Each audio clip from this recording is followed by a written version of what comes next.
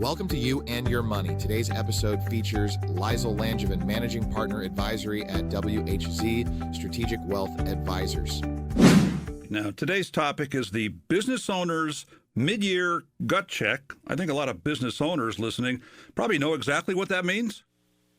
Yeah, that's right. And mid-year is often that time when you sit back and you reflect over the last several months and you start to say, okay, what did I set out to do in the beginning of the year?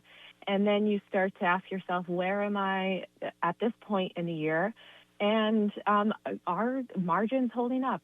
How does my profit and loss statement look? Am I making the profit that I thought I might be? Am I hiring? Is that still something that I need to do? And of course, we have rising costs with energy and other things. So is that impacting profitability? And those are the really important things. But one of the things that maybe business owners don't always ask themselves is, am I personally secure outside of my business? So we'll touch a bit on that throughout our segment today. Interesting, because I think a lot of business owners tend to think of the business and their personal finances as one thing. Yeah, that's exactly right. And it makes sense. Most business owners, they pour so much of themselves into what they've built. And but if you're focused so much on growing the business and maybe not, again, diversification, that word is coming up again, but diversifying yourself a bit outside of your business, that can create some real risk. And that's, again, business owners, they struggle a bit with how much money to keep inside or outside of the business, and then how much should be going towards that personal wealth building. So there's no real universal, it's a balancing act, really. So we try to balance that with what the growth might be in the business versus what that might look like for them personally. So. Let's talk about that balancing act. Why is this such a critical issue right now specifically? Well, given the economic environment, it's definitely a bit more complicated for businesses. Certainly, they're dealing with inflationary pressures and labor challenges, too. I mean, I mentioned the unemployment rate is low, but the actual participation rate continues to decline, meaning less people in the workforce in general. And then you've got changing tax consideration. And of course, we had tax law passed last year, so that has an impact overall personally as well. And then it's the higher financing costs too, interest rates. So one of the delicate things that we have to balance this year is, if inflation continues to creep up, we may see a creep up in interest rates. So that's going to impact the business owners. And then, of course, tariffs and supply chains and things like that. So that's been mostly figured out, but still some uncertainty from time to time there. So, and, you have a very competitive business altogether. So, or competitive business market altogether. I mean, you see a lot of mergers and acquisitions and things and companies coming together, but it's making sure that you are keeping some of your profits to invest back in, but also separating that out so that you can, when you look at yourself on paper, personally, you have enough liquidity or cash on hand personally to make those personal decisions too. So it can be a balancing act, but we help business owners through this all the time. So somebody can technically own a successful business and still not actually feel financially secure? Yeah, and we see that, and it's really because the business could be generating a lot of revenue, but what that doesn't mean, they could have a lot of costs too with the business. So what they actually are taking home or what they're actually saving is not all that much, and they're really focused on growing their business, and that they neglect that portion of the retirement planning. And we see this quite a bit. It's just making sure that they have enough in the business, because you have to have enough to maintain expenses, to do payroll, and but if you're neglecting your own well-being and savings, you have to focus on that too. So there's a lot of reviewing of profit and loss statements and balance sheets to make sure that those are adequately funded. That's probably a scary realization. Yeah. Oh, certainly.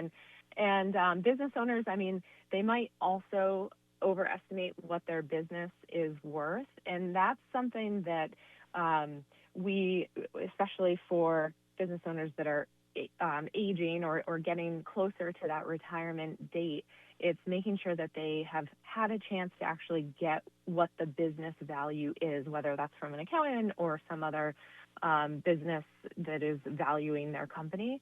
And, there's so many changes. And as we evolve as an economy, it's tough to say, okay, 10 years ago, this is what my business was worth. Today, it might be worth less, or it might be worth significantly more. So you have to stay on top of that as well. And again, in these cases, if you're pouring all of your profit back into your business, it might be your biggest asset, and so you want to make sure that you are getting the right value for that when it's time. Liza, you talked about business owners pouring profit back into their business. How do they do that? Mm-hmm.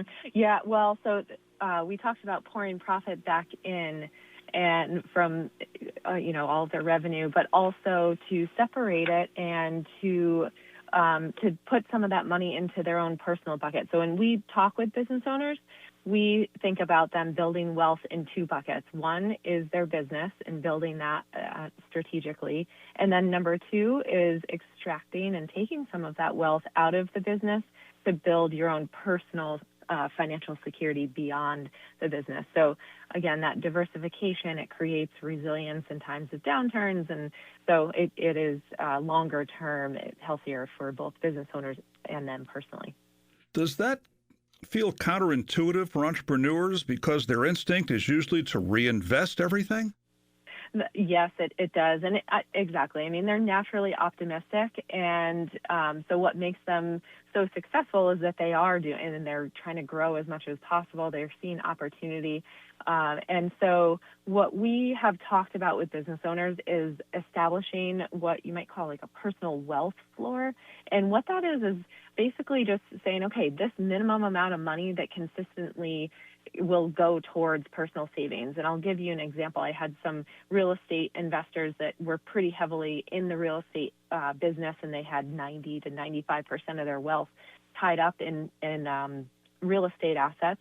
And so we set up a recurring contribution into their investment account and from 9 different business accounts. So it was something that, when we looked at the numbers, we said you should have this money available to invest, but they never felt like they did because they were always reinvesting back into their real estate business. So anyway, it gave them, we've started to work towards building that personal wealth outside of that business. So it's been hugely helpful, and we've done that with plenty of business owners with retirement accounts and other types of accounts outside of their business. So you're essentially forcing balance into the system? Yeah, that's right. And again, I mean, the business, it can consume every dollar, it feels like. And but really, it's that strategic reinvestment back into the business that'll increase your profitability and the enterprise value of your firm tremendously. And so, I mean, some important things to consider as you're building out and building and growing your business is to make sure that you have operational efficiency. You're investing in technology. Obviously, that's not going away, especially with AI. You're building systems in place as you get bigger so you can have repeatable processes across the team. And then also that you're developing that next-gen leadership as well. And those are things that can strengthen a company long-term and something that we focus on, especially at WHC. Liza, I'm intrigued by the fact that here we are talking about business owners and the like, and obviously money and investments are involved. But in many of our shows we do on a monthly basis with folks from WHC Strategic Wealth Advisors, we're talking about the market, we're talking about investment and portfolios, things like that. I think this goes to show the depth of what you do at WHC, that people might not think about the fact that you work with business owners to help them make more money and be more successful. Mm-hmm. Yes, exactly. And we have we've actually partnered with Rock Labs Advisory, which is a business owner that has been he's done a lot of business transitions and valuing companies and things, had a really successful career and is now doing consulting.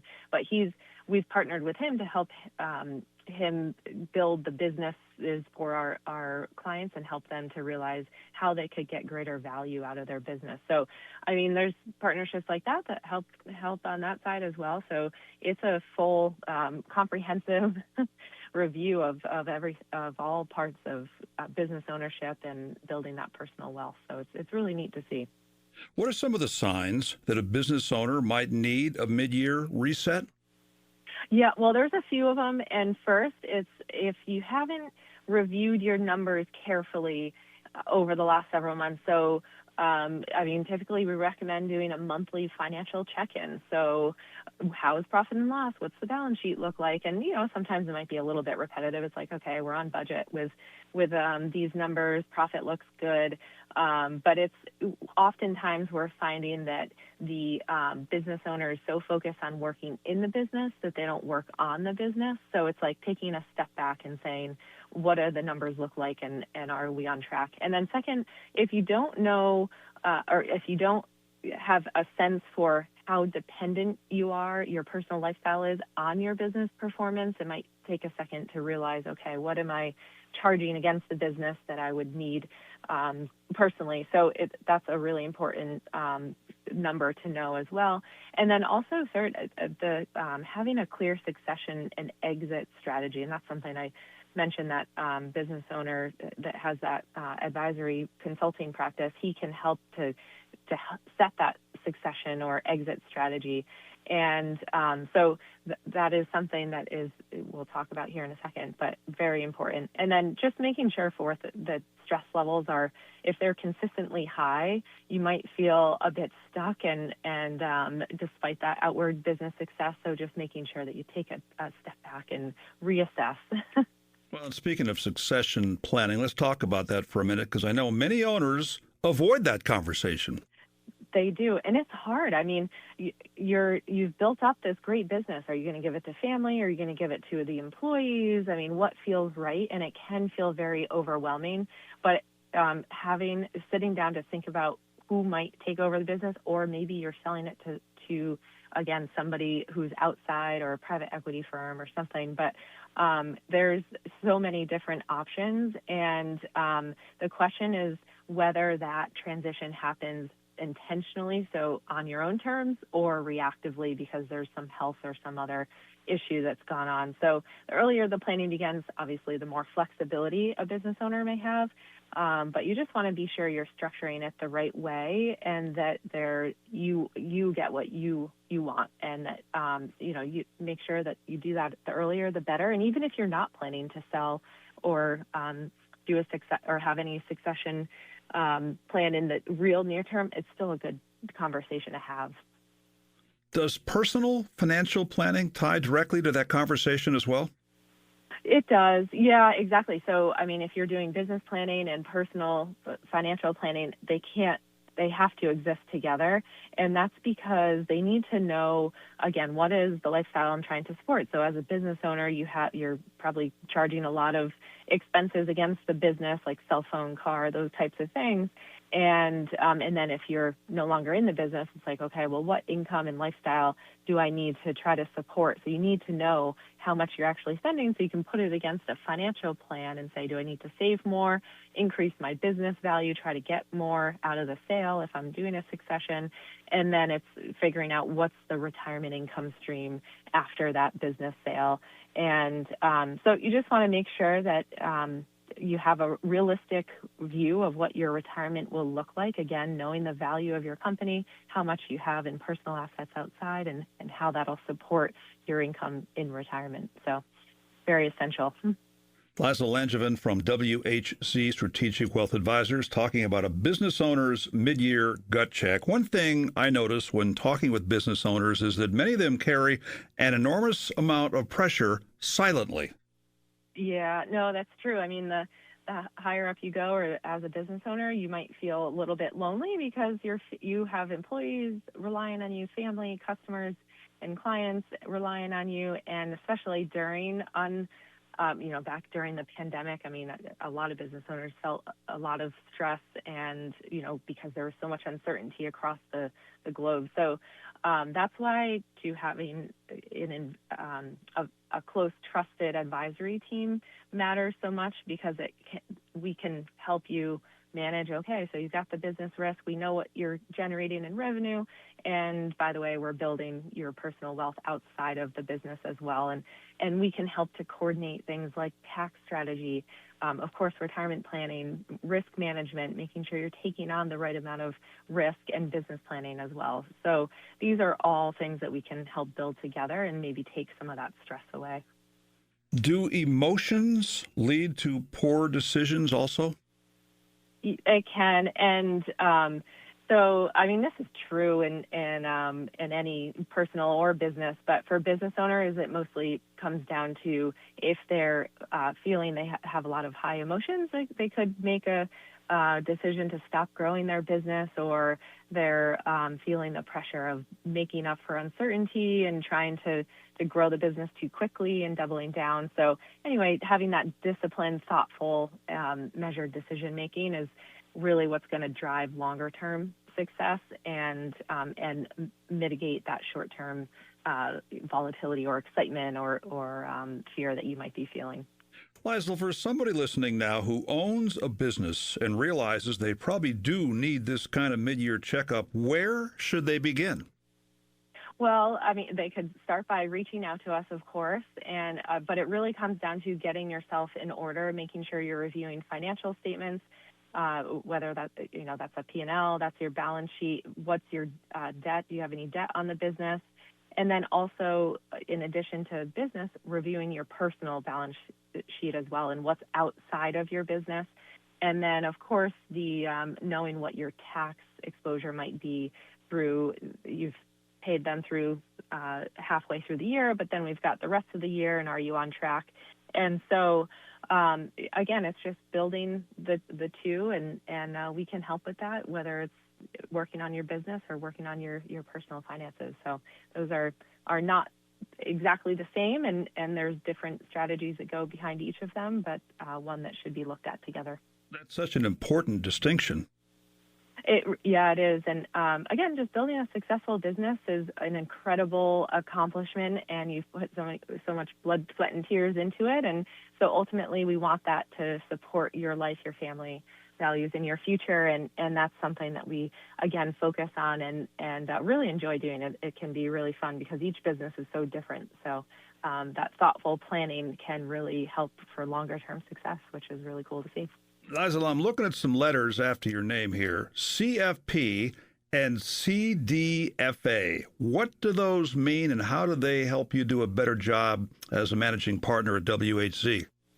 Well, so a CFP is a certified financial planner. We require all of our advisors to have that. We actually have one advisor going through the program now, and but it's one of the most highly regarded designations in our industry. So that's a very rigorous coursework and helps us to think strategically and plan and help make your financial plan be better. So, and then the CDFA, not as exciting, but also relevant in our world, is a certified divorce financial analyst. So helping those going through separation in terms of divvying up assets and what might be the most tax efficient and all of that. So taking those considerations. It's much like financial planning, but it's slightly different because you're dividing assets up and making sure that they can live comfortably. So anyway.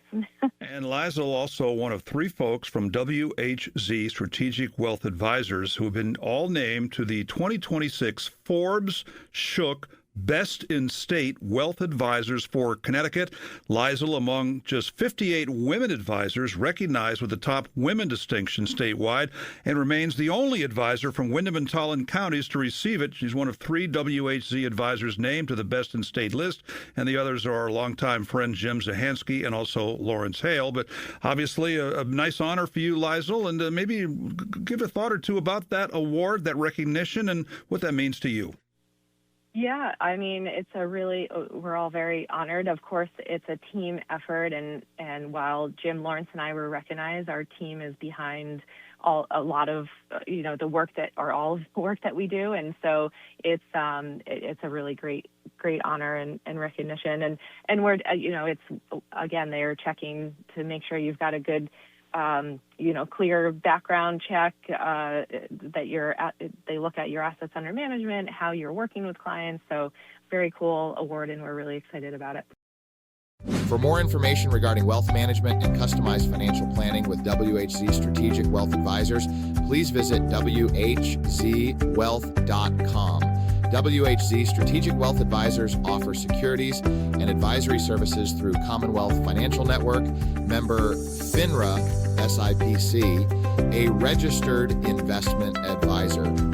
Fixed insurance products and services offered through CES Insurance Agency.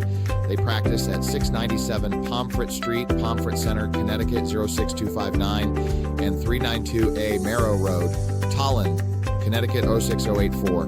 They can be reached at 860-928-2341. WHZ Strategic Wealth Advisors do not provide legal or tax advice. The tenured financial services team strives to support clients in achieving their financial life goals while providing absolute confidence and unwavering partnership for life.